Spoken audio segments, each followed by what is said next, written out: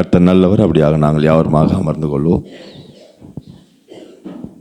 Sir, இன்னைக்கு ஒரு முக்கியமான வேத பகுதியை நாங்கள் பார்க்க போகிறோம். நம்ம கலாத்தியர் 3ஆம் அதிகாரத்தை நம்ம வாசித்தோம். நம்ம வேதம் சொல்லுகிறது, நீங்கள் கிறிஸ்துவை பற்றும் விசுவாசத்தினாலே தேவனுடைய புத்திரராய் இருக்கிறீர்கள். நாம் எப்படி தேவனுடைய பிள்ளைகளானோ, கிறிஸ்துவை பற்றும் விசுவாசம். சரிங்களா? நம்மெல்லாம் எப்படி இருக்கிறோம்? தேவனுடைய பிள்ளைகள். எப்படி தேவனுடைய பிள்ளைகளானோ, கிறிஸ்துவை பற்றும் விசுவாசத்தினாலே. இப்போ நம்ம ஒரு காலத்தில் எப்படி இருந்தோம்னா, பாவத்துக்கு அடிமைகளாக இருந்தோம். எப்படி இருந்தோம்? பாவம் தான் நம்மளை அடிமைப்படுத்தி வச்சிருந்துச்சு. பாவத்துக்கு அடிமைகளாக இருந்தோம். ஆனால் இயேசு கிறிஸ்துவை பற்றும் விசுவாசத்தினாலே நீங்கள் அவருடைய பிள்ளைகளான பொழுது, தேவனுடைய பிள்ளைகளான பொழுது, புத்திர சுவிகாரத்தின் ஆவியை பெற்ற பொழுது, இப்பொழுது நீங்கள் நீதிக்கு அடிமையாக இருக்கிறீர்கள். இப்போ நீங்கள் எதுக்கு அடிமையாக இருக்கிறீங்க? நீதிக்கு அடிமையாக இருக்கிறீர்கள். வேதம் போதிக்கிறது. கலாத்தியர் 3ஆம் அதிகாரத்தில் அப்போஸ்தலனாகிய பவுல் கலாத்தியர் சபைக்கு இந்த நிருபத்தை எழுதும் பொழுது ஆபிரகாமுடைய விசுவாசத்தை குறித்து எழுதுகிறார்.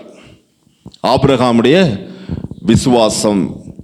ஆபிரகாம் தேவனை விசுவாசித்தான், அது அவனுக்கு நீதியாக எண்ணப்பட்டது. ஆபிரகாம் தேவனை விசுவாசித்தான், அது அவனுக்கு நீதியாக எண்ணப்பட்டது. கிறிஸ்தவ வாழ்க்கை என்பது இப்பொழுது உங்களுடைய விசுவாசத்தை பொறுத்தது தான்.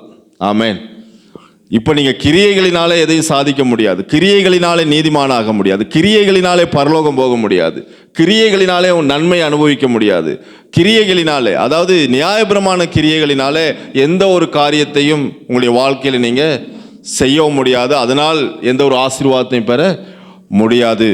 நீங்கள் செய்கிற புதிய உடன்படிக்கையின் பிள்ளைகளாக இருக்கிறீங்க இல்லைங்களா? என்னுடைய இரத்தத்தினாலாகிய புதிய உடன்படிக்கை. ஆண்டவர் சொல்றார், இது என்னுடைய இரத்தத்தினாலாகிய புதிய உடன்படிக்கை. நீங்கள் புதிய உடன்படிக்கையின் பிள்ளைகளாய் விசுவாசிகளாக இருக்கிறபடினாலே உங்களுக்கு ஆண்டவர் ஒரு பெயர் கொடுத்திருக்கிறார். நீங்கள் விசுவாச மார்க்கத்தார். நீங்க யாரு? நமக்கு மதம் இருக்குதா? கிறிஸ்தவர்களுக்கு மதம் இருக்குதா? மதம் கிடையாது. நம்ம யாருங்க? விசுவாச மார்க்கத்தார். நாங்கள் ஒரு மார்க்கத்தை பின்பற்றுகிறோம். அந்த மார்க்கத்தை பரலோகத்தில் இருக்கிற தேவன் நமக்கு கொடுத்திருக்கிறார். யார் மூலமாக? கிறிஸ்து இயேசு மூலமாக. நாம் அதை கிறிஸ்து இயேசுவை பின்பற்றுகிறவர்கள் விசுவாச மார்க்கத்தார். அதனால தான் நம்மளை கிறிஸ்தவர்கள் என்று அழைக்கிறார்கள். வேதமும் நம்மளை கிறிஸ்தவர்கள் என்று அழைக்கிறது.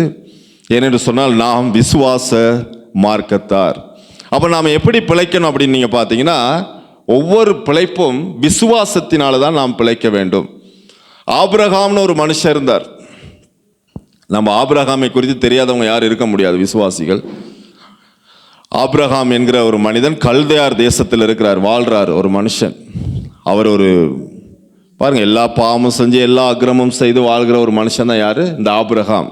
அவங்க அப்பா அம்மா, அவங்க குடும்பம் எல்லாருமே பார்த்தீங்கன்னா பாவத்தின் அடிமைத்தனத்தில் வாழுகிற ஒரு குடும்பம் கல்தேயார் தேசத்தில். அப்படியாப்பட்ட பாவத்தின் அடிமைத்தனத்திலே வாழுகிற ஒரு குடும்பத்திலிருந்து ஆபிரகாம் என்கிற ஒரு மனுஷனை தேவன் அழைக்கிறார். இன்னைக்கு உங்களையும் என்னையும், பாவத்தின் அடிமைத்தனத்தில் வாழ்ந்த உங்களையும் என்னையும் தேவன் பெயர் சொல்லி அழைத்திருக்கிறார். ஆமென். உங்களை தேவன் எப்படி அழைத்திருக்கிறார்? பெயர் சொல்லி அழைத்திருக்கிறார்.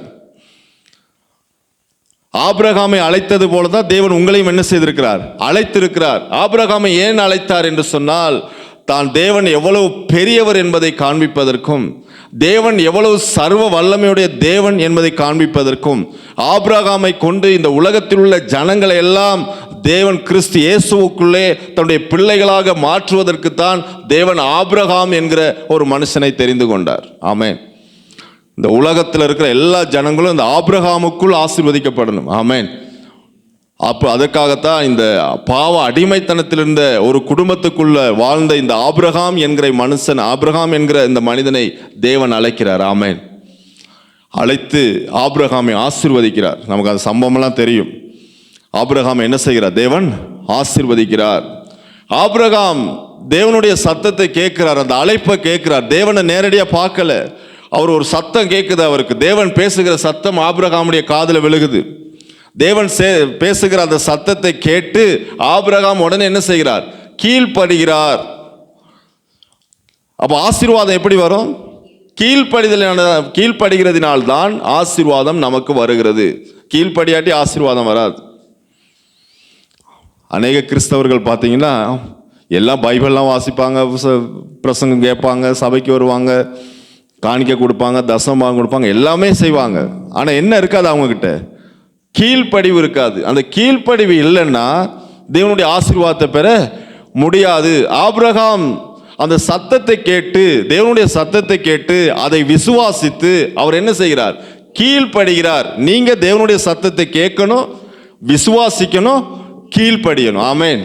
இப்போ ஆண்டவர் உங்களோடு பேசி கொண்டிருக்கிறார். ஆண்டவர் பேசி கொண்டிருக்கிற இந்த சத்தத்தை நீங்கள் கேட்க வேண்டும், கீழ்ப்படிய வேண்டும், விசுவாசிக்க வேண்டும். ஆமென். கேட்கணும், விசுவாசிக்கணும், கீழ்ப்படியணும். ஆமென். ஆபிரகாம் தேவனுடைய சத்தத்தை கேட்டார், அதை விசுவாசித்தார், அவர் கீழ்ப்படிந்தார். அதனால் தேவன் ஆபிரகாமை ஆசீர்வதித்தார். இன்னைக்கு உங்களுடைய அழைப்பும் ஆபிரகாமுடைய அழைப்பை போலதான் தேவன் உங்களை அழைத்திருக்கிறார். ஆபிரகாமை தேவன் எப்படி அழைத்தாரோ அப்படியே தான் தேவன் உங்களையும் அழைத்திருக்கிறார். நாம பிறக்கும் பொழுதே நீதிமான பிறக்கல. நம்ம எல்லாரும் எப்படி இருந்தோம்? பாவிகளா இருந்தோம். ஆனா தேவன் அவருடைய அனந்த ஞானத்தினாலும் அவருடைய இரக்கத்தின் ஐஸ்வர்யத்தினாலும் தேவன் நம்மை பாவ அடிமைத்தனத்திலிருந்து நம்மை அழைத்து நம்மை நீதிமானாக்கி அவருடைய பரிசுத்த இரத்தத்தினாலே நம்முடைய பாவங்களை எல்லாம் கழுவி நம்மை ஆண்டவர் நீதிமானாக வைத்திருக்கிறார். ஆமென். வேதம் சொல்லுகிறது, விசுவாசத்தினாலே நீதிமான் பிழைப்பான். ஆபிரகாம் தேவனை விசுவாசித்தான், அது அவனுக்கு நீதியாக எண்ணப்பட்டது. அப்ப ஆபிரகாம் தேவனை விசுவாசித்தான், அது அவனுக்கு நீதியாக எண்ணப்பட்டது. நாங்களும் தேவனை விசுவாசிக்கும் பொழுது, தேவனுடைய வார்த்தையை விசுவாசிக்கும் பொழுது அந்த வார்த்தை நமக்கு நீதியாக எண்ணப்படுகிறது. அந்த வார்த்தை தேவனுடைய வார்த்தை. அந்த வார்த்தையை விசுவாசிக்கிறவர்கள் ஆசீர்வதிக்கப்படுவார்கள். அந்த வார்த்தையை கேட்டு விசுவாசிக்கிறவர்கள் ஆசீர்வதிக்கப்படுவார்கள். அப்ப ஆசீர்வாதம் எப்படி வருது? தேவனுடைய சத்தத்தை கேட்கணும், விசுவாசிக்கணும், கீழ்ப்படியணும். தேவனுடைய சத்தத்தை கேட்கணும், விசுவாசிக்கணும், கீழ்ப்படியணும். சரி, கலாத்தியர் 3ஆம் அதிகாரம் 14ஆம் வசனத்தை வாசிப்போம். கலாத்தியர் 3:14.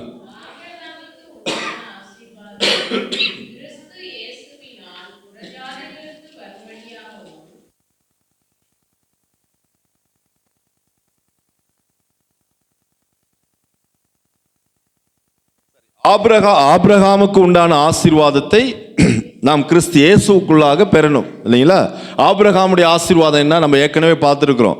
ஆபிரகாமுக்கு 3 ஆசீர்வாதங்கள் இருந்தது. 1 ஆவிக்குரிய ஆசீர்வாதம், 2வது பூமிக்குரிய ஆசீர்வாதம், 3வது அவருடைய சரீர ஆசீர்வாதம், சரீர சுகம், இல்லைங்களா? அவருடைய ஞானம், அவருடைய அறிவு, அவருடைய பலன், அவருடைய திறமை எல்லாமே தேவன் கொடுத்தது ஆபிரகாமுக்கு. அவருடைய எத்தனை வயசு வரைக்கும் வாழ்ந்தார் ஆபிரகாம்? ஆபிரகாமுடைய வயசு எத்தனைங்க? 175 வயசு வரைக்கும் ஆபிரகாம் உயிரோடு வாழ்ந்தார். 175 வயது ஆபிரகாம் வாழ்ந்தார். ஆபிரகாம் சீமானா இருந்தார். ஆபிரகாமுடைய சரீரத்தில் வியாதிங்கிறதே கிடையாது. பைபிள் எங்கேயும் பார்க்க முடியாது வியாதியை ஆபிரகாமுடைய சரீரத்தில். அதுபோல ஆபிரகாம் 100 வயசான பொழுது யாரை பெற்றார்? ஈசாக்கை பெற்றார். எத்தனை வயசு ஆபிரகாமுக்கு? 100 வயசுல ஒரு குழந்தையை பெற்றெடுக்கிறாரு. சாதாரண விஷயம் கிடையாது. எல்லாமே அந்த அளவுக்கு தேவன் ஆபிரகாம் என்ன செய்திருந்தார்? ஆசீர்வதித்திருந்தார். அந்த ஒரு மனிதனை அழைத்தார். ஆபிரகாம் என்கிற ஒரு மனுஷனை அழைத்து அவனை ஆசீர்வதித்து அவனுக்குள் சந்ததிகளை கொடுக்கிறார். கிறிஸ்து இயேசுக்குள்ளாக நாம் எல்லாரும் ஆபிரகாமுடைய பிள்ளைகளாகும்படி தேவன் நம்ம என்ன செய்திருக்கிறார்? தெரிந்து கொண்டிருக்கிறார். நம்ம யாருடைய பிள்ளைகள் ஆகணுமா? ஆபிரகாமுக்கு பிள்ளைகள் ஆகணும். யாருக்கு? ஆபிரகாமுடைய பிள்ளைகள் ஆகும்படி தேவன் நம்மளை தெரிந்து கொண்டிருக்கிறார். ஏன் ஆபிரகாமுடைய பிள்ளைகள் ஆகும்படி தேவன் நம்மை தெரிந்து கொண்டார்? எதற்காக ஆபிரகாமுடைய பிள்ளைகள் ஆகும்படி தேவன் நம்மை தெரிந்து கொண்டார்? ஆபிரகாம் தேவனை விசுவாசித்தான், அது அவனுக்கு நீதியாக எண்ணப்பட்டது. நீங்க ஆபிரகாம் இயேசு கிறிஸ்து மூலமாக, கிறிஸ்து இயேசுவை நீங்கள் விசுவாசித்ததினாலே ரட்சிக்கப்பட்டீர்கள். இயேசு கிறிஸ்துடைய ரத்தம் நம்முடைய சகல பாவங்களை நீக்கி நம்மை சுத்திகரித்திருக்கிறது. விசுவாசத்தினாலே நீதிமான் பிழைப்பான். அப்ப கிறிஸ்து இயேசுவுக்குள் நாம் எல்லாரும் ஆபிரகாமுடைய ஆசீர்வாதத்தை அனுபவிப்பதற்காகத்தான் தேவன் நம்மை கிறிஸ்து இயேசுவுக்குள் அழைத்திருக்கிறார் என்று வேதம் போதிக்கிறது. நீங்க ஆபிரகாமை போல ஆசீர்வதிக்கப்படணும். அப்ப ஆபிரகாமை போல ஆசீர்வதிக்கப்படணும்னா ஆபிரகாமை போல நாம் நடக்க வேண்டும். ஆபிரகாமை போல நான் நடக்க வேண்டும். ஆபிரகாம் தேவனை எப்படி கனப்படுத்தினார், ஆபிரகாம் தேவனை எப்படி உயர்த்தினார், ஆபிரகாம் தேவனுடைய சத்தத்துக்கு எப்படி செவி கொடுத்தார், ஆபிரகாம் எப்படி தேவனை விசுவாசித்தார், ஆபிரகாம் எப்படி கீழ்ப்படிந்தார், இதையெல்லாம் நாம் ஆபிரகாமை பார்த்து ஆபிரகாமை நாம் பின்தொடர வேண்டும். ஆபிரகாமுடைய விசுவாசத்தை பின்தொடரணும். ஆமென். எல்லாமே ஆபிரகாமுக்கு எப்படி வந்தது? விசுவாசத்தினால தான் வந்தது. ஆமென். விசுவாசம். 100 வயசு ஆபிரகாமுக்கு ஈசாக்கை பெற்றெடுக்கிறார். எப்படி? விசுவாசத்தினாலே. ஆமென். சாத்தியமே கிடையாது. சாராளுக்கு 90 வயசு, ஆபிரகாமுக்கு 100 வயசு, ஒரு குழந்தை பிறக்குது, ஈசாக்கு பிறக்கிறாரு. அது எப்படி? விசுவாசம். ஆமென். வெறும் 318 பேர் தான் ஆபிரகாம் வீட்டில் இருக்கிறாங்க. ஆண்கள், புருஷர்கள் எத்தனை பேர்? 318 பேர். அந்த 318 பேரை கூட்டிக்கிட்டு போயிட்டு 4 ராஜாக்களை அடிச்சு நொறுக்கி விரட்டிட்டு அவனுடைய உடைமைகளெல்லாம் கொள்ளையாடிட்டு வர்றாரு ஆபிரகாம். ஆபிரகாம் நல்லா கவனிங்க, அது எப்படி 318 பேரை வச்சு 4 ராஜாக்களை எப்படி நிர்மூலமாக்க முடியும்? 4 ராஜாக்கள்னா ஒரு தேசத்தினுடைய 4 ராஜாக்கள்னா எவ்வளவு இராணுவங்கள் இருந்திருப்பார்கள்? எத்தனை இராணுவங்கள்? லட்சக்கணக்கான இராணுவங்கள் இருந்திருப்பார்கள். ஆனால் லட்சக்கணக்கான இராணுவங்களை வெறும் 318 பேரை வைத்து ஆபிரகாம் நிர்மூலமாக்குவார் என்று சொன்னால் அதுதான் தேவன் மேல் உள்ள விசுவாசம். இன்னைக்கு உங்களுக்கு அந்த பலனை கொடுத்திருக்கிறாரு, உங்களுக்கு ஆபிரகாமுடைய ஆசீர்வாதத்தை கொடுத்திருக்கிறாரு, உங்களுக்கு ஆபிரகாமுடைய விசுவாசத்தை கொடுத்திருக்கிறாரு, உங்களுக்கு ஆபிரகாமுடைய கீழ்ப்படிதலை கொடுத்திருக்கிறாரு. உங்களுக்கும் ஆபிரகாமுக்கு கேட்ட அதே தேவ சத்தம் உங்களுக்குள்ளும் கேட்டுக்கொண்டே இருக்கிறது. ஆனால் நாம் என்ன செய்ய வேண்டும்? ஆபிரகாமை போல வார்த்தையை கேட்க வேண்டும், தேவனுடைய சத்தத்தை கேட்க வேண்டும், அதை விசுவாசிக்க வேண்டும், அதற்கு நாம் கீழ்ப்படிய வேண்டும்.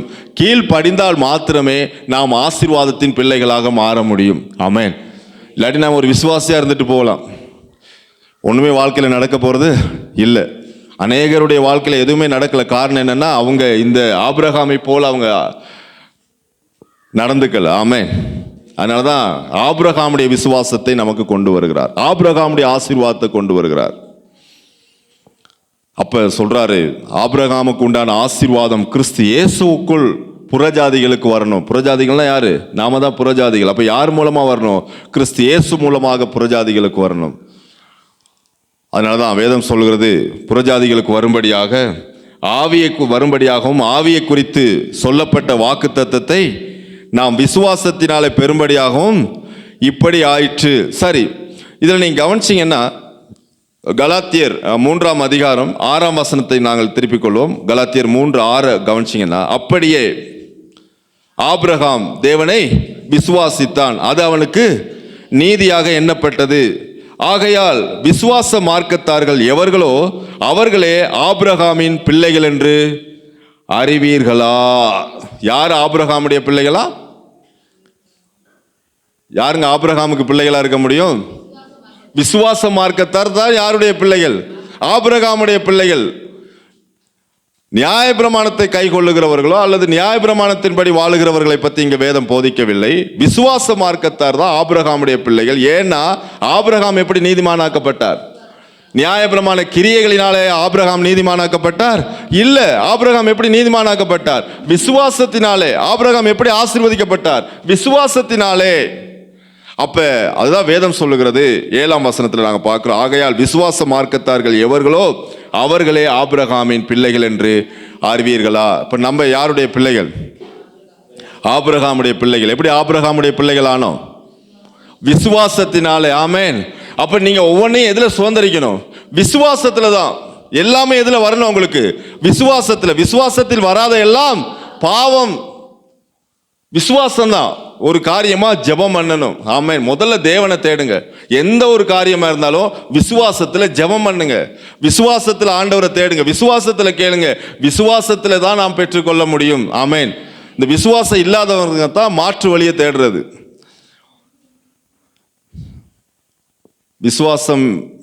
அதாவது விசுவாசம் இல்லாமல் தேவனுக்கு பிரியமாயிருப்பது கூடாத காரியம். எல்லா காரியத்திலையும் முதலாவது விசுவாசம் இருக்கணும். நீங்க வெளியே போறீங்களா, ஜெபம் பண்ணிட்டு போங்க. ஆமென். அதான் விசுவாசம். ஆண்டவரே நான் வெளியே போறேன், சுகபத்திரமாக பாதுகாத்து கொள்ளுங்க. வந்துட்டீங்களா, வெளியே போயிட்டு வந்த உடனே ஜெபம் பண்ணுங்க. ஆண்டவரே நீர் என்னை பாதுகாத்ததற்காக நன்றி. எப்படி வெளியே போனீங்க? வீட்டை விட்டு விசுவாசத்துல தான் போனீங்க. ஆண்டவர் என்ன மறுபடியும் வீட்டுக்கு கொண்டு வருவார்னு கொண்டு வந்துட்டாரா, நன்றி சொல்லி ஜெபம் பண்ணுங்க. சின்ன சின்ன காரியத்துல நீங்க சாப்பிட்ற சாப்பாடு எடுத்துட்டு ஆண்டவரே இந்த ஆகாரத்துக்காக நன்றி, ஆண்டவரே இந்த ஆகாரத்தை என்ன செய்யுங்க, ஆசீர்வதிங்க, இது நீங்க கொடுத்த ஆகாரம், உங்களுக்கு நன்றி சொல்லி சாப்பிடுங்க. அப்போ உங்களுக்கு ஆகாரம் எப்படி கிடைக்குது? உங்க கிரியையினால், உங்களுடைய கிரியைகளினாலா அல்லது விசுவாசத்தினாலா? விசுவாசத்தினால தான் உங்களுக்கு சாப்பாடு கிடைக்குது. தேவன் விசுவாசத்தினால சாப்பாடு கொடுக்குறாரு. உங்க பொருளாதாரம் எப்படி வருது? விசுவாசத்தினால வருது. நீங்க வேலை செய்யறதுனால வரல. எப்படி வருது? நீங்க தேவனை விசுவாசிக்கிறவர்களாக இருந்தால் விசுவாசத்தினால தான் உங்கள் பொருளாதார தேவைகளை பெற்றுக்கொள்ளுகிறீர்கள். விசுவாசம். ஆமென். நான் வேலை செஞ்சனால தாங்க எனக்கு சம்பளம் கிடைக்குது, நான் வேலை செஞ்சு தான் சம்பாதிச்சேன், நான் சம்பாதிக்கிறேன், நான் அவ்வளோ சம்பாதிக்கிறேன், இவ்வளோ சம்பாதிக்கிறேன், எல்லாம் என் சொந்த முயற்சிங்க, ஏவிட்டு பேல அப்படின்னீங்கன்னா அங்கே விசுவாசம் வேலை செய்யாது. நீங்கள் கோடிக்கணக்காக சம்பாதிச்சாலும் அது உங்களால் வந்ததல்ல, அது தேவனுடைய ஈவு. ஆமென். ஐஸ்வர்யத்தை சம்பாதிக்கிற பலனை கர்த்தர் உங்களுக்கு தருகிறார். ஆமென். ஐஸ்வர்யத்தை சம்பாதிக்கிற பலனை தருகிறாராம். அவர் கொடுத்த அந்த பலன்ல தான் நீங்கள் ஐஸ்வர்யத்தை சம்பாதிக்கிறீர்கள். எதுவுமே உங்களுக்கு சொந்தமானது அல்ல. விசுவாச மார்க்கத்தாருக்கு எதுவுமே உங்களுடையது கிடையாது, உங்களுக்கு சொந்தமானது கிடையாது. எதையுமே நீங்கள் உரிமை பாராட்ட முடியாது. எல்லாம் தேவன் கொடுத்தது தான் விசுவாச மார்க்கத்தாருக்கு. ஆமென். எல்லாம் தேவன் கொடுத்தார் என்று சொல்லி நீங்கள் விசுவாசித்தால் அதுக்கு பேர் தான் விசுவாச மார்க்கத்தார், அதற்கு பேர் தான் விசுவாசிகள். எல்லாம் தேவன் தந்தது. ஆமென். உங்க பிள்ளைகள் தேவன் தந்தது. ஆமென். கணவனை யார் தந்தது? தேவன் தந்தது. மனைவியை யார் தந்தது? தேவன் தந்தது. பிள்ளைகளை யார் தந்தது? தேவன் தந்தது. ஆமென். உங்க பிள்ளைகள் படிச்சு உயர்ந்திருக்கிறாங்களா? யார் உயர்த்தினது? தேவன் உயர்த்தினார். உங்களுக்கு யார் வேலையை கொடுத்தது? தேவன் கொடுத்தார். உங்களுக்கு யார் சாப்பாடு போடுறா? தேவன். ஆமென். உங்களை யார் பராமரிக்கிறா? தேவன். இரவும் பகலும் யார் பாதுகாக்கிறா? தேவன். யார் உங்களை போஷித்து காப்பாற்றா? தேவன். நீங்க கையிட்டு செய்கிற கையின் பிரயாசங்களை யார் ஆசீர்வதிக்கிறா? தேவன். ஆமென். உங்களுக்கு யார் ஞானத்தை கொடுத்தது? தேவன். உங்களுக்கு யார் ஜீவனை கொடுத்தது?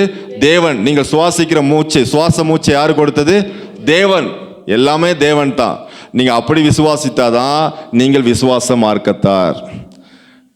எல்லாம் நான் செய்யறேனுங்க, என்னால தான் வந்தது, எல்லாம் ஏவிட்டு பலன், ஏன் முயற்சி, எல்லாம் என்னால நடக்குது, ஏவிட்டு ஞானம் அப்படின்னீங்களா, அது விசுவாச மார்க்கம் கிடையாது, அது உங்க சொந்த முயற்சி. அதனால நீங்க விசுவாசின்னு சொல்லவும் முடியாது, விசுவாச மார்க்கத்தாரும் கிடையாது. ஆமென். அநேகர் தன்னை குறித்தே பெருமை பாராட்டுவாங்க இல்லைங்களா? நான் செஞ்சேன், ஏன் விட்டு, ஏன் சொந்த பலன், நான் அது அவங்களா இருக்கலாம், ஆனால் தேவன் கிடையாது. ஆமென். உங்களுக்கு என்ன காரியங்கள் நடக்கிறதோ அது எல்லாமே விசுவாசத்தினாலே நடக்கிறது. ஆமென். எல்லாமே விசுவாசம் தான். அதனால தான் நீங்கள் இயேசு கிறிஸ்து மூலமாக ரட்சிக்கப்பட்டிருக்கிறீர்கள். தேவன் உங்களை முன்குறித்து அழைத்திருக்கிறார். நீங்கள் விசுவாச மார்க்கத்தார். இப்ப நல்லா கவனிங்க. அப்ப 7ஆம் வசனம் என்ன சொல்லுகிறது? 3:7 என்ன சொல்றாரு? ஆகையால் விசுவாச மார்க்கத்தார்கள் எவர்களோ அவர்களே ஆபிரகாமின் பிள்ளைகள் என்று அறிவீர்களா? 8ஆம் வசனம், மேலும் தேவன் விசுவாசத்தினாலே புறஜாதிகளை நீதிமான்கள் ஆக்குகிறார் என்று வேதம் முன்னாக கண்டு உனக்குள் சகல ஜாதிகளும் ஆசீர்வதிக்கப்படும் என்று ஆபிரகாமுக்கு சுவிசேஷமாய் முன்னறிவித்தது. நல்லா கவனிங்க. மேலும் தேவன் விசுவாசத்தினாலே புறஜாதிகளை நீதிமான்கள் ஆக்குகிறார் என்று வேதம் முன்னாக கண்டு. வேதம் முன்னாக கண்டிருக்கிறது. வேதம் எப்படி முன்னாக கண்டது?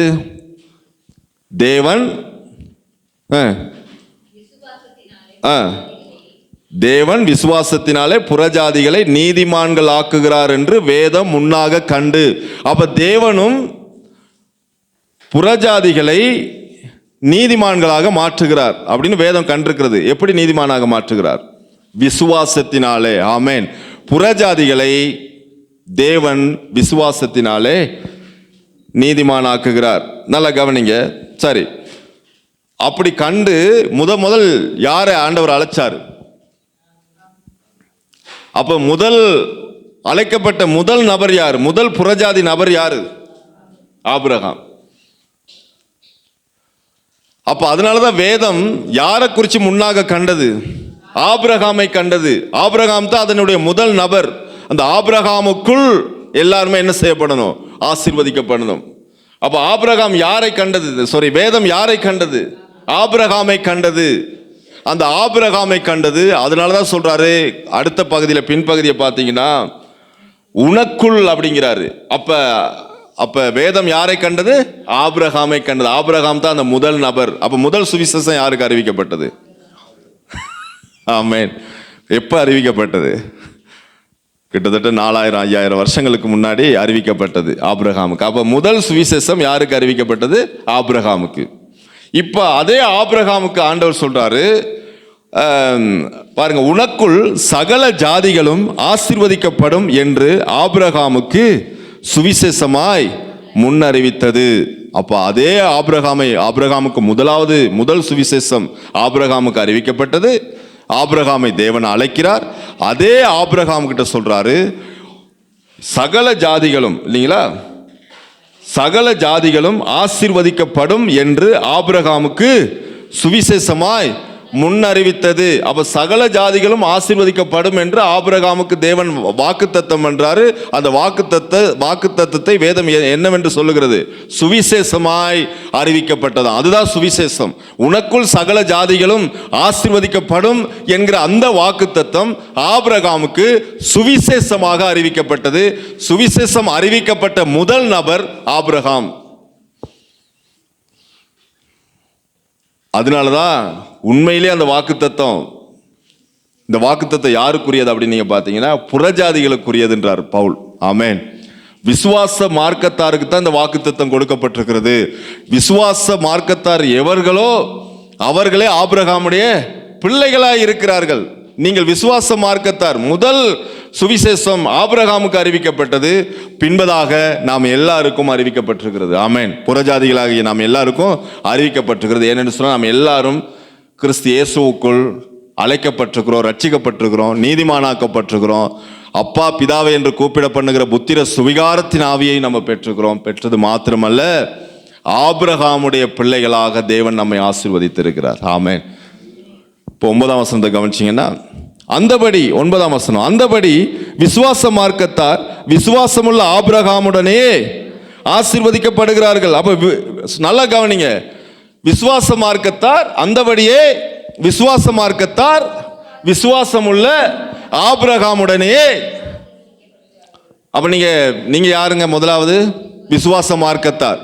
அந்த விசுவாச மார்க்கத்தார் விசுவாசமுள்ள ஆபிரகாமுடனேயே நீங்கள் என்ன செய்யப்படுகிறீர்கள்? ஆசீர்வதிக்கப்படுகிறீர்கள். ஆபிரகாமுடனே ஆசீர்வதிக்கப்படுறீங்க. அப்ப ஆபிரகாம் எப்படியெல்லாம் ஆசீர்வதிக்கப்பட்டாரோ அதே ஆசீர்வாதம் உங்களுக்கு உண்டு. ஆபிரகாம் முதல் ஆசீர்வாதம் என்ன? ஆவிக்குரிய ஆசீர்வாதம். ஏன்? அவர் முதலாவது யாரை தேடினாரு? தேவனை தேடினாரு. முதல் தேவனுடைய சத்தத்தை கேட்டார். அதுதான் ஆபிரகாமுடைய முதல் ஆசீர்வாதம். இரண்டாவது அந்த சத்தத்தை விசுவாசித்தார். அது இரண்டாவது ஆசீர்வாதம். மூன்றாவது ஆசீர்வாதம் அந்த விசுவாசித்தார், அதற்கு கீழ்ப்படிந்தாரே, அதுதான் ஆபிரகாமுக்கு மூன்றாவது ஆசீர்வாதம். இது எல்லாமே பார்த்தீங்கன்னா பிரிச்சுவல், ஆவிக்குரிய ஆசீர்வாதம். இதுதான் ஒரு விசுவாசிக்கு முதலாவது ஆசீர்வாதம். சொல்லுங்க, முதலாவது என்ன செய்யணும்? தேவனுடைய சத்தத்தை கேட்கணும், ரெண்டாவது விசுவாசிக்கணும், மூன்றாவது கீழ்ப்படியணும். இதான் முதல் ஆசீர்வாதம் ஆபிரகாமுக்கு. இதே போலதான் உங்களுக்கும் முதலாவது ஆசீர்வாதம் உண்டாகும். ஆமென். நீங்க தேவனுடைய சத்தத்தை கேட்கணும், விசுவாசிக்கணும், கீழ்ப்படியணும். அப்படி கீழ்ப்படிஞ்சீங்கன்னா நீங்க ஆபிரகாமுடனே கூட ஆசீர்வதிக்கப்படுவீர்கள். ஆபிரகாமுக்கு என்னெல்லாம் ஆசீர்வாதம் இருந்துச்சோ அந்த ஆசீர்வாதம் எல்லாம் உங்களுக்கு வந்து சேரும். அதுல எந்த மாற்றமும் கிடையாது. இப்ப ஆண்டவர் கொடுக்குறாரா இல்லைங்களா? எத்தனை பேர் அதை விசுவாசிக்கிறீங்க? நான் ஆபிரகாமுடைய ஆசீர்வதிக்கப்படுகிறேன். ஆமென். எவ்வளவு அற்புதமான தேவன் தெரியுமா உங்களுக்கு? எப்படி ஆசீர்வதிக்கப்படுறோம்? விசுவாசத்தினாலே. ஆண்டவர் ஏதாவது குறைவு வச்சிருக்கிறாரா உங்களுக்கு? ஒரு குறைவும் கிடையாதுங்க. ஏன்? நீங்க முதலாவது என்ன செய்றீங்க? தேவனுடைய சத்தத்தை கேட்கறீங்க, ரெண்டாவது விசுவாசிக்கிறீங்க, மூன்றாவது கீழ்ப்படுகிறீங்க. அதுதான் ஆபிரகாம் செய்தார். தேவனுடைய சத்தத்தை கேட்டார், விசுவாசித்தார், கீழ்ப்படிந்தார். தேவன் ஆபிரகாமை எல்லாவற்றிலும் ஆசீர்வதித்தார். ஆவிக்குரிய ஆசீர்வாதத்தில் ஆசீர்வதித்தார், பொருளாதாரத்தில் உலக பிரகாரமான பூமிக்குரிய ஆசீர்வாதத்தில் தேவன் ஆபிரகாமை ஆசீர்வதித்தார், சரீர ரீதியாக ஆபிரகாமை தேவன் ஆசீர்வதித்தார். அதே போலதான் உங்களுக்கு இந்த ஆசீர்வாதம் உண்டாகும். எப்படி உண்டாகும்? நீங்கள் விசுவாசிக்கிறதுனாலே பிளஸ் கீழ்ப்படிதலினாலே பெற்றுக்கொள்ளுகிறீர்கள். ஆமென். கிறிஸ்தவமே எதுல தங்கி இருக்குது? விசுவாசத்துல தான் தங்கி இருக்குது. ஆமென். விசுவாசம் பிளஸ் கீழ்ப்படியணும். பாருங்க, தேவனுடைய சத்தம், ரெண்டாவது விசுவாசம், மூன்றாவது கீழ்ப்படிதல். அது நடுவில் இருக்கிறது என்னது? விசுவாசம். இந்த விசுவாசம் இல்லைன்னா ஒண்ணுமே கிடையாது. நிறைய பேருக்கு தேவனுடைய சத்தம் கேட்குது, கரெக்ட், கேட்குது. ஆனால் அது அவங்களால என்ன செய்ய முடியல? விசுவாசிக்க முடியல. ஆண்டவர் ஒரு உவமையை சொல்றார் இல்லையா? விதைக்கிறவன் ஒருவன் விதைக்க புறப்பட்டான். சில விதைகளோ வழி அருகே விழுந்தது, சில விதைகள் முள்ளுள்ள இடத்திலே விழுந்தது, சில விதைகள் கற்பாறையின் மேல் விழுந்தது, சில விதைகளோ நல்ல நிலத்தில் விழுந்தது. நல்ல நிலத்தில் விழுந்த விதை 30, 60, 100 பலன் கொடுத்தது. ஆனா எல்லாரும் தேவனுடைய சத்தத்தை கேட்கிறாங்க. ஆனா எல்லாருக்கும் என்ன இல்லை? விசுவாசம் இல்லை. ஆனா அந்த விசுவாசித்தவங்க தான் நல்ல நிலத்தில் விழுந்த விதை. அந்த இருதயங்கிறது நிலம். இருதயங்கிறது என்னங்க? நிலம். விதை என்கிறது வசனம். அப்ப விசுவாசிக்கிற உங்களுக்குள்ள அந்த விதையாகிய வசனம் போயிட்டு அந்த நல்ல நிலமாகிய உங்க இருதயத்தில் விழும் பொழுது அது 30, 60, 100 பலன் கொடுக்குது. அநேகர் வசனத்தை கேட்கிறார்கள், ஆனா அவர்களுக்கு என்ன இல்லை? விசுவாசம் இல்லை. அப்படியே ஒரு சிலர் வசனத்தை கேட்கிறாங்க, விசுவாசிக்கிறாங்க, ஆனா என்ன இல்லை? கீழ்ப்படிதல் இல்லை. விசுவாசத்துக்கு பிறகு என்ன செய்யணும்? அதை பெற்றுக்கொள்வதற்கு விசுவாசிக்கணும். விசுவாசித்து அதை பெற்றுக்கொள்வதற்கு என்ன தேவை? கீழ்ப்படிதல் தேவை. கீழ்ப்படிதால் தான் அதை பெற்றுக்கொள்ள முடியும். அப்போ சத்தத்தை கேட்குறாங்க ஒரு சிலர், அதோடு நிறுத்திடுறாங்க. இன்னும் ஒரு சாரார் சத்தத்தையும் கேட்குறாங்க, விசுவாசிக்கிறாங்க, அதோடு நிறுத்திடுறாங்க. ஆனால் ஒரு சிலர் மாத்திரமே சத்தத்தையும் கேட்கிறார்கள், அதை விசுவாசிக்கிறார்கள், அதை விசுவாசித்து அந்த விசுவாசத்துக்கு கீழ்ப்படிந்து அதை பெற்று அனுபவிக்கிறார்கள். ஆபிரகாம் தேவனுடைய சத்தத்தை கேட்டார், விசுவாசித்தார், கீழ்ப்படிந்தார், அதை பெற்று அனுபவித்தார். நீங்களும் பெற்று அனுபவிக்கிறவர்களாக மாற வேண்டும். அதுதான் ஆபிரகாமுடைய பிள்ளைகள், பெற்று அனுபவிக்கிறவர்களாக மாறணும். ஆபிரகாமுடைய பிள்ளைகள்னா பெற்று அனுபவிக்கணும். சும்மா பேசிக்கிட்டு இருந்து சரி வராது. விசுவாசத்தை வருஷக்கணக்காக அதை தான் சொல்லிக்கிட்டு இருக்கிறோம், ஒன்றும் நடக்க மாட்டேங்குது. ஏன் நடக்க மாட்டேங்குதுன்னா இந்த 3 காரியமும் இல்லை. ஒன்று, தேவனுடைய அநேகர் நீங்க பார்த்தீங்கன்னா ஒரு சிலர் சும்மாவே இது கேட்கவே மாட்டாங்க தேவ சத்தத்தை. சில பார்த்தீங்கன்னா சபைக்குள்ள வந்தாலும் என்ன செய்வாங்க? நல்ல சுகமா தூக்கம் போயிடும்.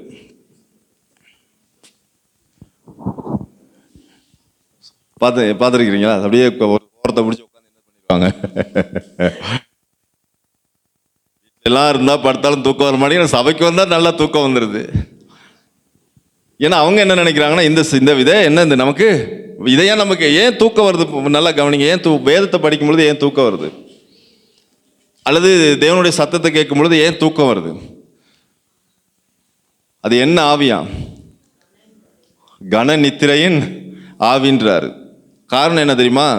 அதை குறித்து தானே ஒரு ஈடுபாடு இல்லை, அதை குறித்து தானே ஒரு இன்ட்ரெஸ்டிங் இல்லை, அதை கேட்கணுங்கிற ஒரு ஈடுபாடு இல்லை, வாஞ்சை இல்லை, விருப்பம் இல்லை. விருப்பம் இல்லாத ஒரு இடத்துல நீங்கள் உட்காந்துருக்கும் பொழுது உங்களுக்கு என்ன வரும்? தூக்கம்தான் வரும். நீங்கள் இன்ட்ரெஸ்டான ஒரு காரியத்தை செய்யும் பொழுது எப்படி செய்வீங்க? பெரிய உற்சாகமாக செய்வீங்கல்ல, பரபரப்பாக செய்வீங்க. அடுத்தடுத்து அப்படியே கண் அப்படியே அதை பார்த்துக்கிட்டே இருக்கும். திரும்ப என்ன நடக்க போகுது, என்ன நடக்க போகுது, என்ன நடக்க போகுது பார்க்குதா இல்லைங்களா? படம் பார்க்கும்பொழுது யாருக்காவது தூக்கம் வருதா? தூக்கம் வந்திருக்கா? நினைக்கிறேன் நீ படம் பார்க்க மாட்டீங்கன்னு நினைக்கிறேன்.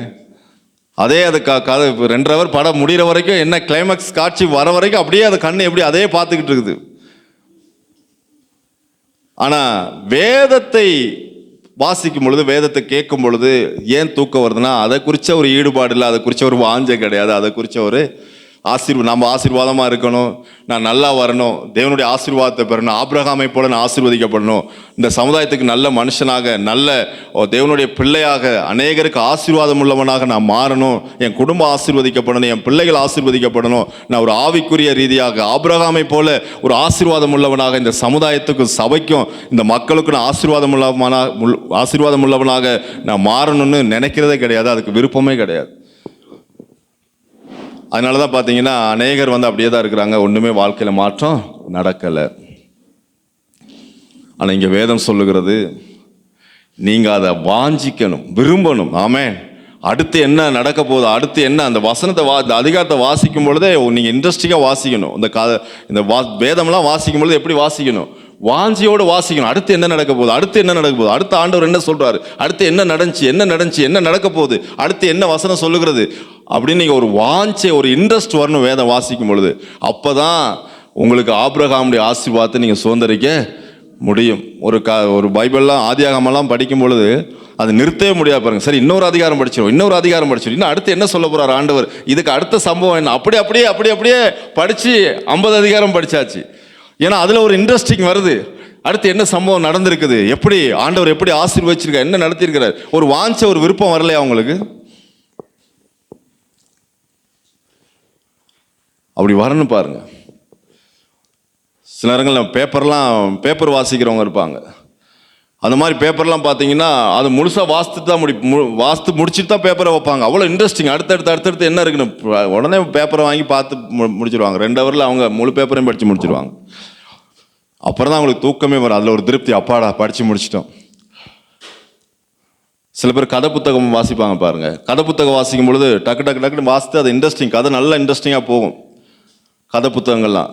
அப்புறம் என்ன செய்வாங்க, அதை வாசித்து முடிச்சுட்டு தான் தூங்குவாங்க. 12 மணியாக இருந்தாலும் அதை வாசித்து முடிச்சுட்டு தான் தூங்குறவங்கள நான் பார்த்துருக்குறேன். ஏன்னா நான் அப்படி படித்து தூங்கியிருக்கிறேன், அதான் நான் சொல்கிறேன்.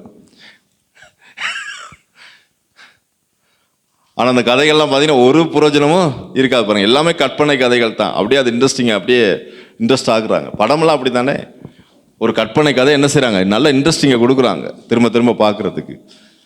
ஆனால் நம்ம வேதத்தை எடுத்த உடனே முதல் அதிகாரம் முதல் வசனத்தை வாஸ்தவட்டையே கண்ணு சொல்லட்டிடுது. 1ஆம் அதிகாரம் முடியக்குள்ள கொரட்டை வந்துடுது. 1ஆம் அதிகாரம் முடியக்குள்ளே என்ன வந்துடுது?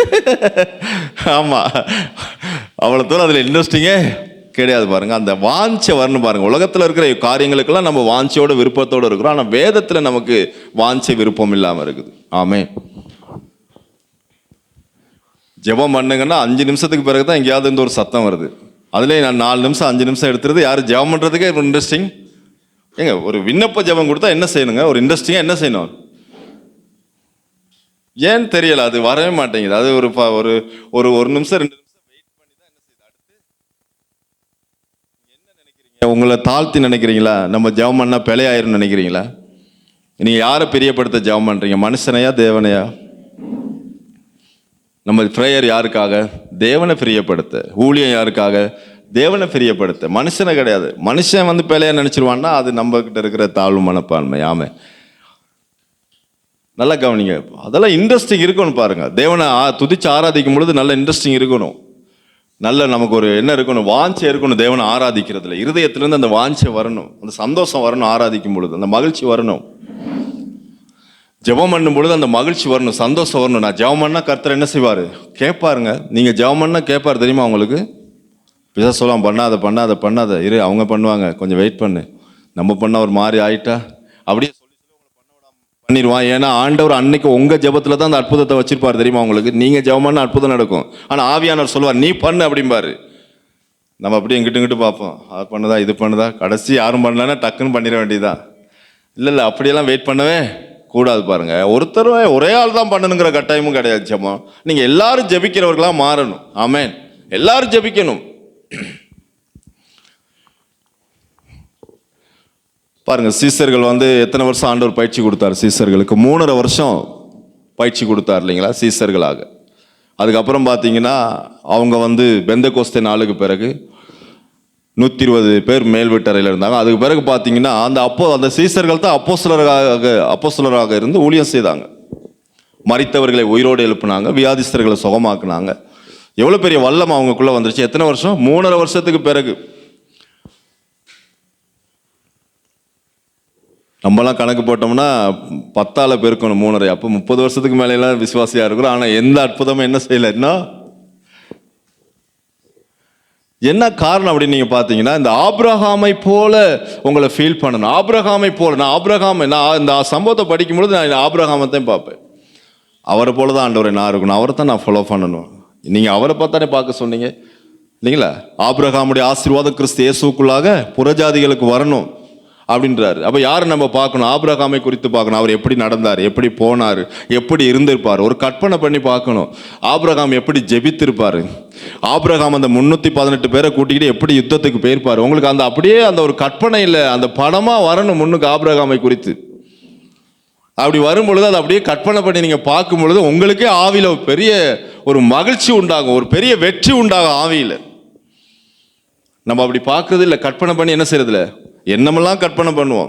அப்போ நீங்கள் ஆபிரகாமுடைய பிள்ளையா இருந்தால் எப்படி விசுவாசிங்க? இன்றைக்கி என்கிட்ட காசு இல்லை, ஆனால் நாளைக்கு எனக்கு காசு கிடைக்கும், கர்த்தர் எனக்கு காசு தருவார், நான் இந்த பயணம் போவேன், இந்த காரியத்தை நான் முடிப்பேன், நான் இன்னைக்கு சாப்பாட்டுக்கு இல்லை, ஆனால் நாளைக்கு கர்த்தர் எனக்கு தேவைகளை சந்திப்பார், நாளைக்கு நல்லா சாப்பிடுவேன், நாளைக்கு நல்லா திருப்தியாக சாப்பிடுவேன், நாளைக்கு நல்லா காசு இன்னைக்கு இல்லை.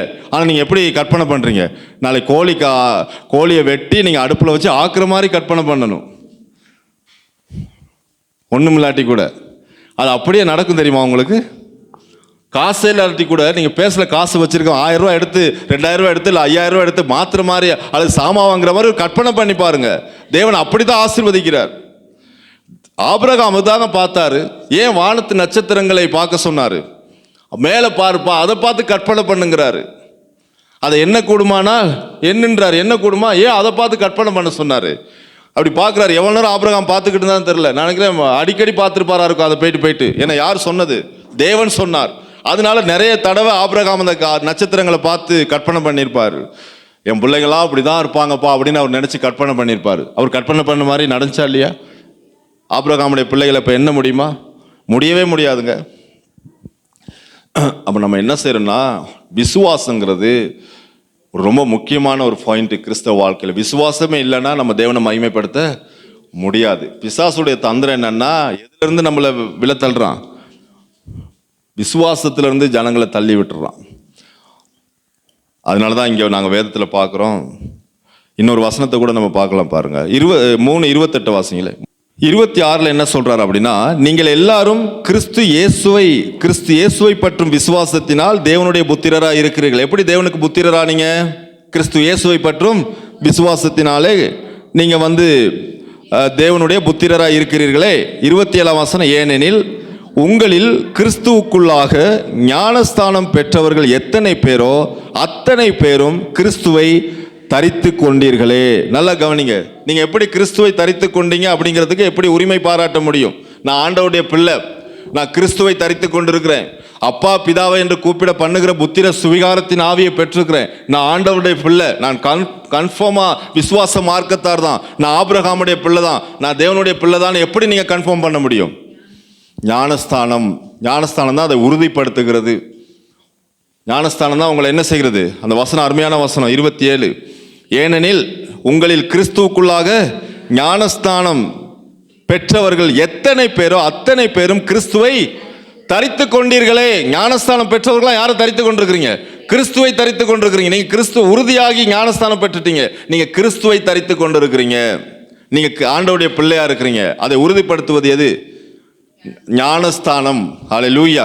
அவன் ஞானஸ்தானம் பெற்றவர்களாம் யாரை தரித்திருக்கிறோம்? கிறிஸ்துவை தரித்து கொண்டிருக்கிறோம், தேவனுடைய பிள்ளைகளாக இருக்கிறோம். அப்படி சொல்லிட்டு 26 சொல்றாரு. 28 என்ன சொல்றாரு? 27 சொல்றாரு. 28 இப்ப நீங்க கிறிஸ்துவை தரித்து கொண்டிருக்கிறீங்க. எப்படி கிறிஸ்துவை தரித்து கொண்டீங்க? அதுக்கான அடையாளம் என்ன? ஞானஸ்தானத்தினால நீங்க கிறிஸ்துவை தரித்து கொண்டு தேவனுடைய பிள்ளைகளா இருக்கிறீங்க. தேவன் மூலமாக ஆபிரகாம் நம்முடைய தகப்பனாக இருக்கிறார், நாம் ஆபிரகாமுடைய பிள்ளைகளாக இருக்கிறோம். ஆபிரகாமுடைய ஆசீர்வாதத்தை அனுபவிக்கும்படி. இப்ப ஆபிரகாமுடைய ஆசீர்வாதத்தை யார் வேணாலும் அனுபவிக்கலாம்.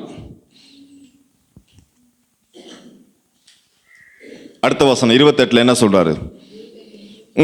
யூதன் என்றும் இல்லை, கிரேக்கன் என்றும் இல்லை, அடிமை என்றும் இல்லை, சுயாதீனன் என்றும் இல்லை, ஆண் என்றும் இல்லை, பெண் என்றும் இல்லை, நீங்கள் எல்லாரும் கிறிஸ்து இயேசுவுக்குள் ஒன்றாய் இருக்கிறீர்கள். இப்ப நல்லா கவனிங்க. இப்ப கிறிஸ்துவை விசுவாசிக்கிறவங்க யாரா இருந்தாலும் ஞானஸ்தானம் பெற்றுட்டா எல்லாரும் எப்படி ஆயிட்டோம்? கிறிஸ்துவை தரித்து கொண்டுட்டோம். அது யூதனா இருக்கலாம், கிரேக்கனா இருக்கலாம், அடிமையா இருக்கலாம், சுயாதீனனா இருக்கலாம், ஆணா இருக்கலாம், பெண்ணா இருக்கலாம். நீங்க எல்லாரும் அப்ப யாரு வேணாலும் இருக்கலாம். ஆனா கிறிஸ்து இயேசுவுக்குள்ள நீங்க ஞானஸ்தானம் பெற்றிருந்தா நீங்க யாரை தரித்து கொண்டீர்கள்? கிறிஸ்து இயேசுவை தரித்து கொண்டீங்க. அது யார் வேணாலும் இருக்கலாம். நீங்க தேவனுடைய பிள்ளை ஆயிட்டீங்க, நீங்க ஆண்டவருடைய பிள்ளை ஆயிட்டீங்க. அது எந்த இனமா இருக்கலாம், எந்த மொழியா இருக்கலாம், இல்லைங்களா, எந்த இனமா இருக்கலாம், அது பிரச்சனை கிடையாது. ஆனா நீங்க ஞானஸ்தானம் பெற்றா, யூதனா இருந்தாலும் சரி, கிரேக்கனா இருந்தாலும் சரி, அடிமையா இருந்தாலும் சரி, சுயாதீனனா இருந்தாலும் சரி, ஆணா இருந்தாலும் சரி, பெண்ணா இருந்தாலும் சரி, நீங்க ஞானஸ்தானம் பெற்றுனீங்களா, கிறிஸ்து இயேசுக்குள்ள எப்படி இருக்கிறீங்க? நாம எல்லாரும் கிறிஸ்து இயேசுக்குள்ள எப்படி இருக்கிறோம்?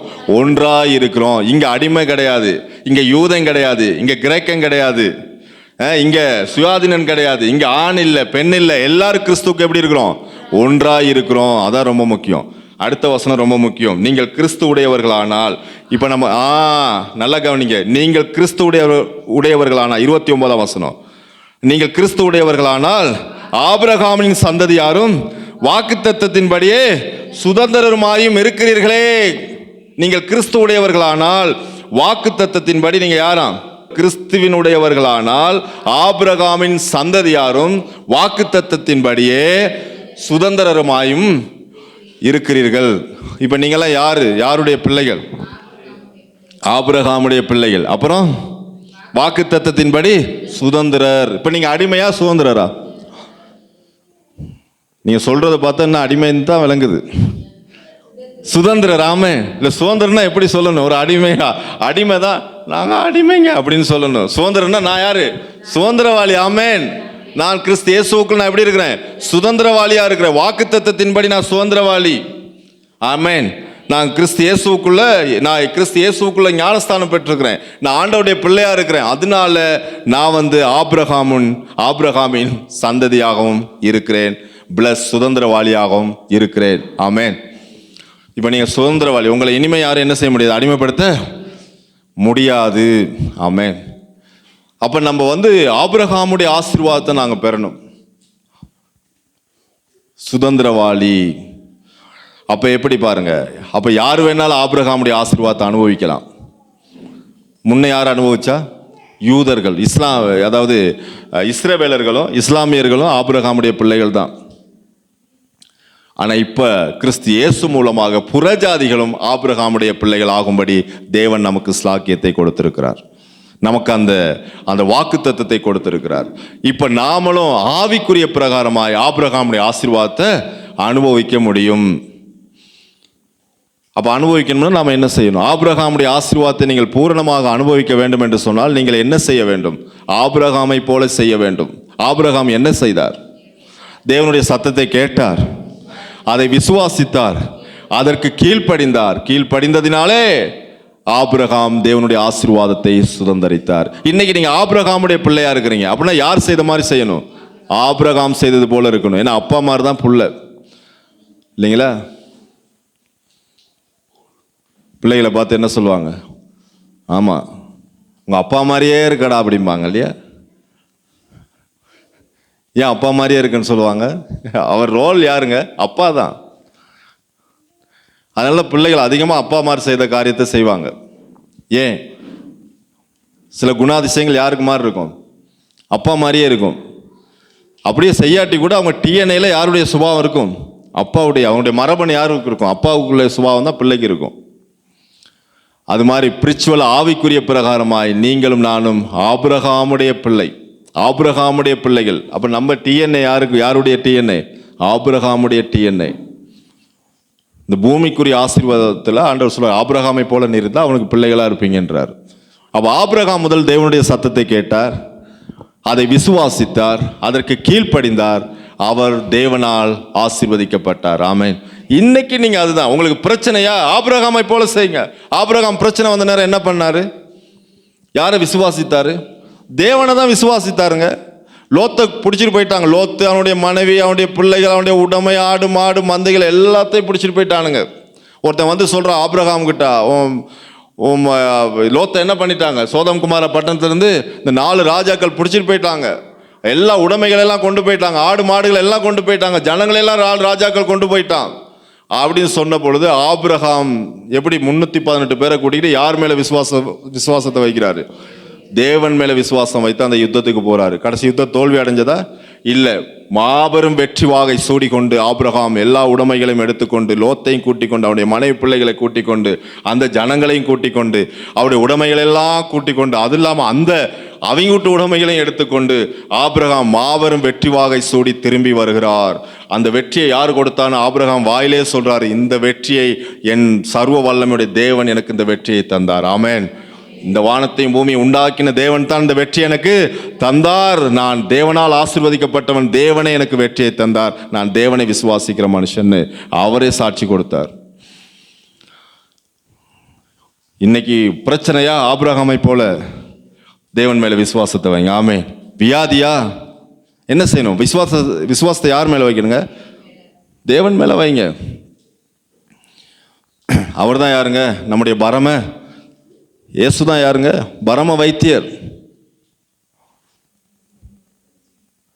வேதம் சொல்லுகிறது யாத்திராகமம் 15ஆம் அதிகாரம், யாத்திராகமம் 15:26, எகிப்தியருக்கு வர பண்ணின ஒரு வியாதியை நான் உனக்கு வர பண்ணேன் உன் பரிகாரியாகிய கர்த்தர் நானே. ஆமென்.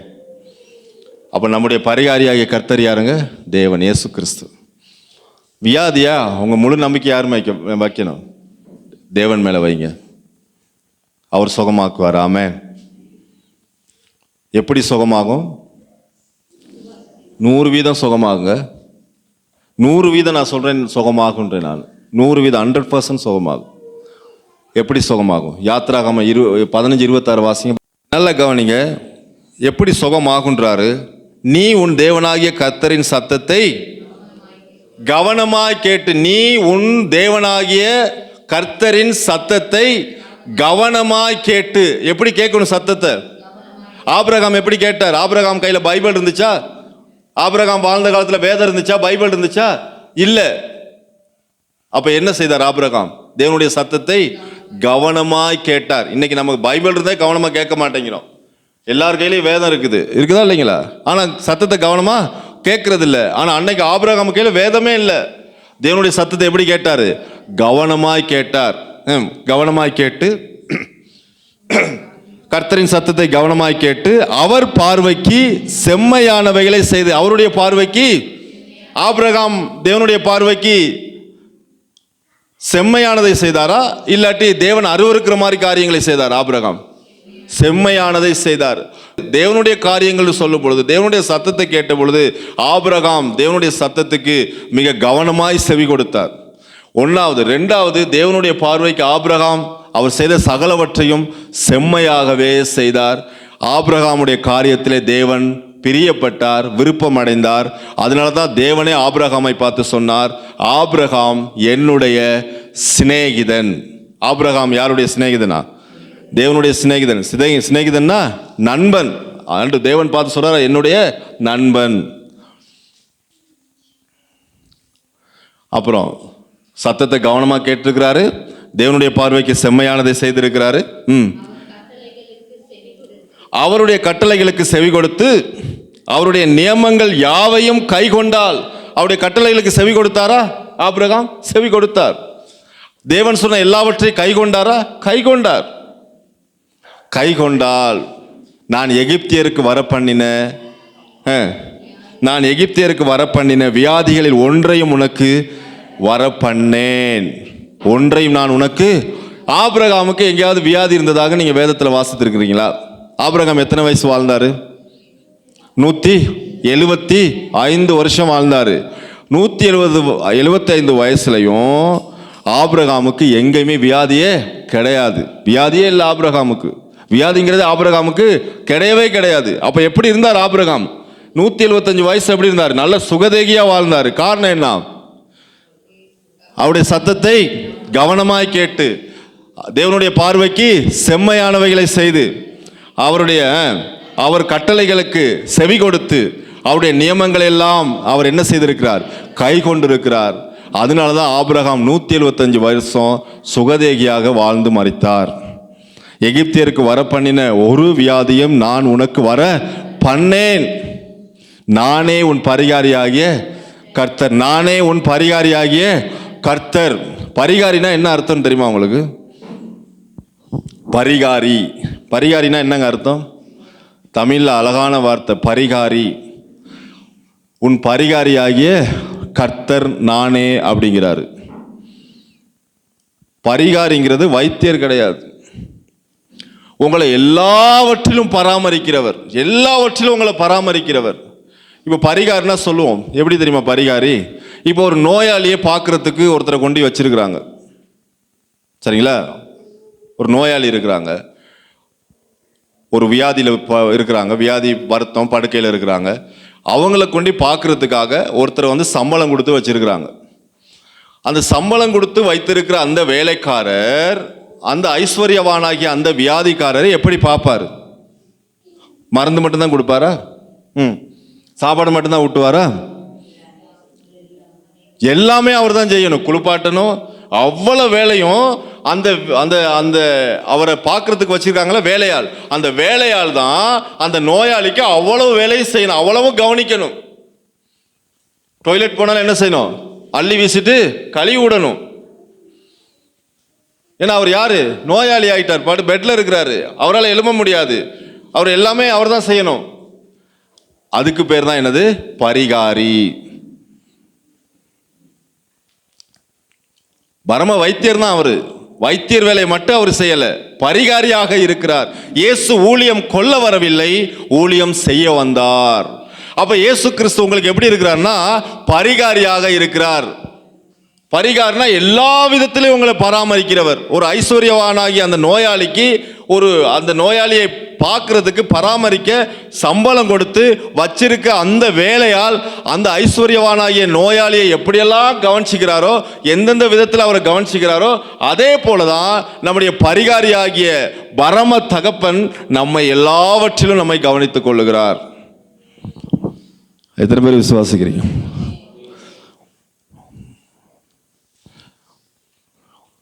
உங்களுக்கு அவர் தாங்க பரிகாரியாகிய கர்த்தராமே.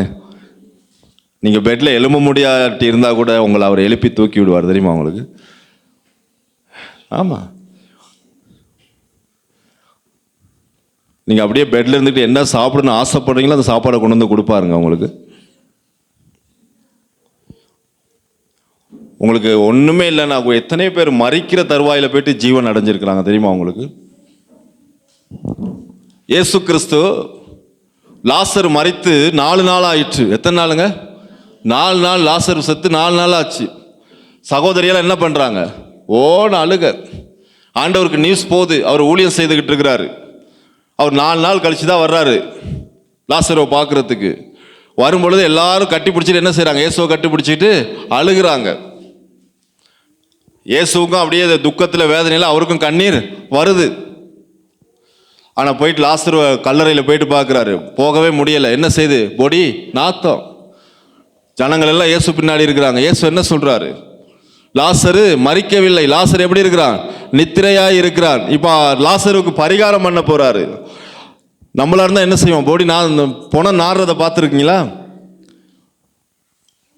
சரியான நாத்தத்துக்கு என்ன சொல்லுவாங்க நம்ம ஆளுங்க?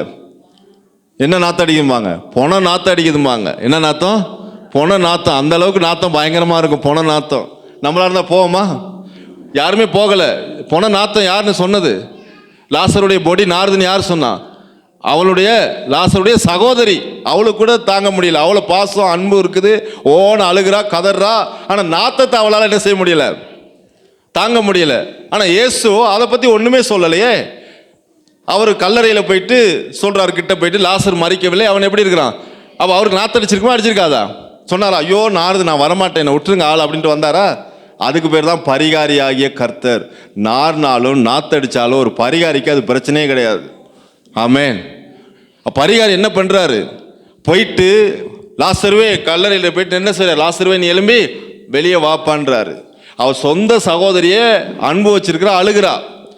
ஆனா அழுதுட்டு என்ன சொல்றா? ஆண்டவரே அங்க போவாதீங்க. ஏன்? அவன் செத்து எத்தனை நாள்? 4 நாள் ஆச்சு, பொடி நாரும், பொண நாத்தம் அடிக்க, அங்க போவாதீங்கன்றா. ஆண்டவர் அதை பத்தி கண்டுக்கவே இல்லை.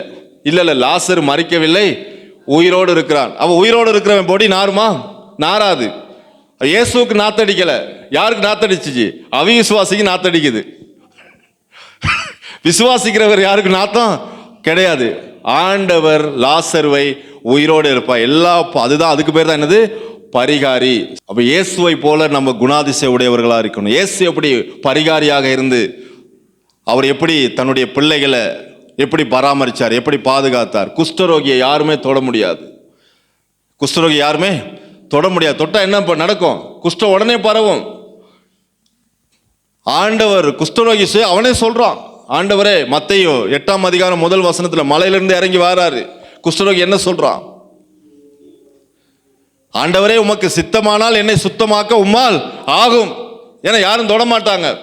அவன் வைஃபே தொட முடியாது, பிள்ளைகளும் ஆசை கூட தொட முடியாது குஷ்டரோகிய. சாப்பாடு எப்படி கொடுப்பாங்கன்னா துரட்டியில் வச்சு தான் கொடுப்பாங்க. துரட்டி ஒன்று கட்டி தூரத்தில் இருந்து அப்படி கொடுப்பாங்க. அவன் அதில் எடுத்து சாப்பிட்டுட்டு போக வேண்டியதான், டச் பண்ண இல்லாது, தொட இல்லாது. குஷ்டரோகி வந்தால் இடுப்பில் மணி கட்டி விட்டுருவாங்க. குஷ்டரோகி வரும்பொழுது என்ன செய்யும்? மணி டாங் டாங் டாங்னு அடிக்கும். ஜனங்களுக்கு தெரியும் யார் வர்றா, குஷ்டரோகி தான் வர்றான்னு ஜனங்களுக்கு தெரியும். குஷ்டரோகிய உடுப்பேன்னா அதாவது ஒரு வகையான சாக்கு, சணல் நூல் சாக்கு மாதிரி இருக்கும் உடுப்பு, அதுதான் போட்டிருப்பாங்க. அதனால தான் அவன் சொன்னான், ஆண்டவரே, என்னை யாரும் தொடறதுக்கு யாரும் கிடையாது, தொடரும் போல ஆசையாக இருக்குது, ஆனால் என்னை யாரும் தொடவே இல்லை, தொடவும் முடியாது. ஆனால் உமக்கு சித்தமானால் என்னை சுத்தமாக்க உம்மால் ஆகும். இயேசு என்ன செய்தார்? இயேசு அவனை தொட்டு எப்படி சுகமாக்கினாராம்? யாரும் தொட முடியாத குஷ்டரோகியை இயேசு தொட்டு சுகமாக்கினார். அதுக்கு பேர் தான் பரிகாரி. ஆமென். அதுக்கு பேர் தான் பரிகாரி. நம்ம ஆண்டவருடைய பிள்ளையா இருந்தா நாம எதிலே ஐயரப்படக்கூடாது. இன்னும் ஊழியர் செய்கிற விசுவாசிகள் இருக்கிற நாம இயேசுவை போல ஒரு பரிகாரியாக இருந்து மற்றவர்களுக்கு பணிவிடை செய்வதற்குத்தான் நாம் ஆண்டவருடைய பிள்ளைகளாக அழைக்கப்பட்டிருக்கிறோம். ஆமென். எத்தனை பேத்துக்கு அந்த குணம் வருதோ அவங்க தாங்க ஆசீர்வதிக்கப்பட்டவர்கள். இன்னைக்கு அதாவது ஐயரவுப்படக்கூடாதுங்க. விசுவாசிக்கு ஐயரவுனா உங்களை ஆண்டவர் அவர் ஐயரவு பார்த்துட்டு போயிருந்தானே நீங்கள் ரசிக்கப்பட்டிருப்பீங்களா? எவ்வளோ அழுக்கில் கிடந்தீங்க, சாக்கடையில் கிடந்தீங்க, பாவத்தில் கிடந்தீங்க, உளையான சேற்றில் உழன்று கிடந்தீங்க, குப்பையாக கிடந்தீங்க. தூக்கி எடுத்தாரா இல்லையா? பரிகாரியாக வந்து உங்களுக்கு பணிவிடை செஞ்சாரா இல்லையா? நீங்கள் ரட்சிக்கப்பட்டீங்க, ஞானஸ்தானம் பெற்றுட்டீங்க, ஆண்டோடைய பிள்ளை ஆயிட்டீங்க, ஆபிரகாமுடைய பிள்ளைகள் ஆயிட்டீங்க, ஆபிரகாமுடைய ஆசீர்வாதத்துக்கு சொந்தக்காரர் ஆயிட்டீங்க. இப்போ மற்றவங்களை பார்க்கும்பொழுது எப்படி இருக்குது? அருவருப்பாக இருக்குது. சுவிசேஷம் சொல்ல எப்படி இருக்குது? வெக்கமாக இருக்குது. எப்படி போயிட்டு நான் அவர்கிட்ட சொல்கிறதுங்க, வெக்கமாக இருக்குங்க. நமக்கு ஒருத்தர் வெக்கப்பட்டிருந்தாரு, நம்ம சுவிசேஷத்தை அறிஞ்சிருக்க முடியுமா? அவர் எப்படிங்க தொட்டு சுகமாக்குறது, அவருக்கு வியாதி எப்படிங்க போகிறது, நம்ம அப்படி பார்த்துக்கிட்டு இருக்கிறோம். ஆனால் இயேசு பரிகாரி ஆகிய கர்த்தர். ஆமென். அதனால தான் நம்ம இயேசு சொல்றாரு, வியாதிஸ்தர்கள் மேல் கைகளை வைப்பீர்கள், அப்பொழுது அவர்கள் சொஸ்தம் ஆவார்கள், சொஸ்தம் அடைவார்கள். அப்போ என்னது? அதான் சுவிசேஷம். அவர் பரிகாரிங்க. நீங்கள் படுக்கையில் படுத்து எத்தனை மக்களை ஆண்டவர் படுக்கையிலேருந்து எழுப்பி விட்டுருக்காரு தெரியுமா உங்களுக்கு? மரித்து போக இருந்த எத்தனை பேர்த்த ஆண்டவர் தூக்கி விட்டுருக்காரு. சாட்சி சொல்லுவாங்க, நான் உயிர் வாழ்றதை யாருனால? இயேசு கிறிஸ்துனால. சிறுமைப்பட்டவன் மேல் சிந்தை உள்ளவன் பாக்கியவான். ஏன்னா நம்ம யார் மேலே சிந்தை உள்ளவர்களாக இருக்கணுமா பாருங்க, சிறுமைப்பட்டவர்கள் மேல் சிந்தை உள்ளவர்களாக இருக்கணுன்றாரு. அதான் நம்ம ஆண்டவருடைய பிள்ளைகள். ஆமென். ஆண்டவர் எப்படி பரிகாரியாக இருக்கிறாரோ அப்படியே தேவன் நம்மையும் அந்த பரிகாரம் செய்யும்படியாக, மற்றவர்களை ஆசீர்வதிக்கும்படியாக, மற்றவர்களுக்கு பணிவிடை செய்யும்படியாகத்தான் தேவன் நம்மை அழைத்திருக்கிறார். கர்த்தர் நல்லவர், அவர் நேற்றும் இன்றும் என்றும் மாறாதவர். ஆமென். கர்த்தர் நல்லவர். சரி, ஆண்டவர் நல்லவராக இருக்கிறார். அதனால தான் நமக்கு யாருடைய ஆசீர்வாதத்தை கொடுத்துருக்கிறாரு? ஆபிரகாமுடைய ஆசீர்வாதம். ஆபிரகாம் கூட பணிவிடை செய்திருக்கிறாருங்க. அதை நம்ம பார்க்க போகிறோம் வர நாட்களில். இயேசுவை போல அவர் என்ன செய்திருக்கிறாரு? பணிவிடை செய்திருக்கிறார். அவரும் பரிகாரியாக இருந்து ஆபிரகாம் வேலை செய்திருக்கிறாரு. அதை நம்ம பார்க்க போறாமே. கர்த்தர் நல்லவர், அவர் நேற்றும் இன்றும் என்றும் மாறாதவர். சரி, நாங்கள் யாவருமாக எழுந்திருந்து நாம் ஜெபம் பண்ண போகிறோம். கர்த்தர் நல்லவர். எல்லாரும் கண்களை மூடி நாங்கள் ஜெபிப்போம். பரலோகத்தில் இருக்கிற அன்பின் பிதாவே, இயேசுவின் நாமத்தினால் உம்முடைய பாதத்துக்கு வருகிறோம். ஆண்டவரே, இந்த நாளில் சுவாமி நீங்கள் எங்களோடு பேசின வார்த்தைக்காக நன்றி. ஆண்டவரே, உம்முடைய ஜீவனுள்ள வார்த்தையினால் எங்களோடு பேசினீங்க. ஆண்டவரே, நாங்கள் அப்பா ஆபிரகாமுடைய பிள்ளைகளாக இருக்கிறோம். ஆண்டவரே, விசுவாச மார்க்கத்தார் எவர்களோ அவர்கள் ஆபிரகாமுடனே கூட ஆசீர்வதிக்கப்படுகிறார்கள் என்று சொன்னீங்களே. ஆண்டவரே, நாங்கள் எல்லாரும் விசுவாச மார்க்கத்தார்களாக இருக்கிறோம். ஆண்டவரே, ஆபிரகாமுடனே கூட நாங்கள் ஆசீர்வதிக்கப்படுகிறோம். அப்படிப்பட்ட ஆசீர்வாதத்தை நீங்கள் எங்களுக்கு தந்ததற்காய் நான் நன்றி செலுத்துகிறேன். வந்திருக்கிற ஒவ்வொரு பிள்ளைகளையும் ஒப்புக் கொடுக்கிறேன் ஐயா. சிறியோர் முதல் பெரியோர் வரைக்கும் ஒவ்வொருவரையும் உடைய கரத்தில் நான் ஒப்புக் கொடுக்கிறேன். ஆண்டவரே, நீங்கள் ஆசீர்வதிங்க, நீங்கள் பலப்படுத்துங்க, நீங்கள் காத்து கொள்ளுங்கப்பா. இன்னைக்கு கேட்ட சத்தியத்தின்படி ஆண்டவரை நீங்க ஆசீர்வதிங்க. ஆபிரகாம் தேவனுடைய சத்தத்தை கேட்டான், அதை விசுவாசித்தான், அதற்கு கீழ்ப்படிந்தான். ஆண்டவரே, அப்படியாய் நாங்களும் ஆண்டவரே உம்முடைய சத்தத்தை கேட்டு அதை விசுவாசித்து அதற்கு கீழ்ப்படிய ஆண்டவரே எங்கள் ஒவ்வொருவருக்கும் இந்த நாளிலே நீங்க கிருபை பாராட்டினதற்காய் நன்றி சுவாமி. இந்த வார்த்தை கேட்டவர்கள் ஆண்டவரை இதை விட்டுவிடாதபடிக்கு ஆண்டவரை நல்ல நிலமாகிய இருதயத்திலே விதைத்து 30, 60, 100 மடங்காக இயேசுவின் நாமத்தினாலே பலனை இயேசுவின் நாமத்தினாலே பெற்றுக்கொள்ளட்டும் ஆண்டவரே. பலனை பெற்றுக்கொள்வார்களாக இயேசுவின் நாமத்தினால் ஒவ்வொருவரும் பெற்றுக்கொள்வார்களாக. கலாத்தியர் 3:13 படி மரத்திலே தூக்கப்பட்ட எவனும் சபிக்கப்பட்டவன் என்று எழுதியிருக்கிறபடி கிறிஸ்து நமக்காக சாபமாகி நியாயப்பிரமாணத்தின் சாபத்துக்கு நீங்களாக்கி நம்மை மீட்டு கொண்டார். 14ஆம் வசனத்தில் சொன்னீங்கப்பா, ஆபிரகாமுக்கு உண்டான ஆசீர்வாதம் கிறிஸ்து இயேசுக்குள்ளாக புறஜாதிகளுக்கு வரும்படியாக ஆவியை குறித்து சொல்லப்பட்ட வாக்குத்தத்தத்தை நாம் விசுவாசத்தினாலே பெரும்படியாக இப்படி ஆயிற்று. அப்படியாய் ஆண்டவரே, இந்த வாக்குத்தத்தத்தை விசுவாசத்தில் பெற்று எல்லாரும் சுதந்திரவாளியாக ஆபிரகாமுடைய சந்ததியாக சுதந்திரவாளியாக இந்த பூமியில ஜீவிக்க ஒவ்வொருவரையும் இயேசுவின் நாமத்தினாலே நான் ஆசீர்வதிக்கிறேன். இன்னைக்கு வந்த ஒவ்வொரு பிள்ளைகளையும் ஆசீர்வதிக்கிறேன். ஆண்டவரே, ஆண்டவரே சுவாமி, உம்முடைய கண்களில் தயவும் இரக்கமும் கிடைப்பதாக. ஆண்டவரே, இந்த நாளில் வராதவர்கள் சுவாமி அடுத்த வாரம் ஆலயத்துக்கு வரணும் சுவாமி. ஒவ்வொருடைய உள்ளத்திலும் பேசுங்க. இயேசுவின் நாமத்தினாலே அவர்களை ஆசீர்வதிக்கிறேன். அவர்களை ஆசீர்வதிங்க ஆண்டவரே. உம்முடைய கண்களில் தயவு கிடைப்பதாக. எல்லா துதி கனம் மகிமை எல்லாம் உங்களுக்கு செலுத்தி இயேசு கிறிஸ்துவின் வல்லமையுள்ள நாமத்தினாலே ஒப்பு கொடுத்து ஜெபிக்கிறேன் ஜீவனுள்ள நல்ல பிதாவே, ஆமேன், ஆமேன். நாங்கள் ஒருமனப்பட்டவர்களாய் சொல்லுவோம். என் ஆத்துமாவே கர்த்தரே சோஸ்தரி, என் முழு உள்ளமே அவருடைய பரிசுத்த நாமத்தை சோஸ்தரி. என் ஆத்துமாவே கர்த்தரே சோஸ்தரி, அவர் செய்த சகல உபகாரங்களையும் நீ மறவாதே. ஆமேன். பிதாவாகிய தேவனுடைய அன்பும் இயேசு கிறிஸ்துடைய கிருபையும் பரிசுத்த ஆவியானுடைய அந்யோன்ய ஐக்கியமும் சமாதானமும் உங்கள் அனைவரோடும் கூட இன்றும் என்றும் சதாகாலமும் இருப்பதாக. ஆமேன், ஆமேன், ஆமேன், ஆமேன். God bless you. கர்த்தர் உங்கள் யாவரையும் ஆசீர்வதிப்பாராக. Praise Lord. God bless you. Praise Lord. Praise Lord. எல்லாருக்கும் praise Lord. God bless you. Praise Lord. Praise Lord.